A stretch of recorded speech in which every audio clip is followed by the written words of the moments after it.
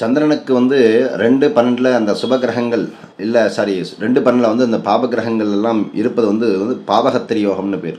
சந்திரனுக்கு 2-12 இந்த யோகத்தில் பிறக்கக்கூடிய குழந்தைகளுக்கு வந்து பார்த்திங்கன்னா கண்டம் கண்டிப்பாக ஏற்படும்.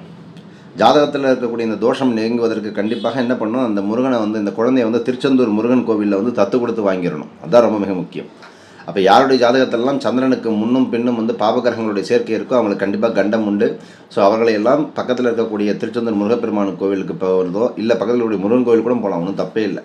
ஸோ அவர்களெல்லாம் தத்து கொடுத்து வாங்குவது கண்டிப்பாக அந்த குழந்தைகளுக்கு வரக்கூடிய பிரச்சனைகளை எல்லாம் தவிர்த்து அவர்களுக்கு நல்ல மாற்றத்தை ஏற்படுத்தி கொடுக்கும். அப்போ கண்டங்கிறது வந்து பார்த்திங்கன்னா சந்திரன் இருக்கக்கூடிய நட்சத்திரத்துக்கும் சந்திரன் இருக்கக்கூடிய இடத்துக்கும் முன்னும் பின்னும் இருக்கக்கூடிய பாபகிரகங்களுடைய சேர்க்கை சஞ்சாரம் ரொம்ப டேஞ்சரான விஷயம்.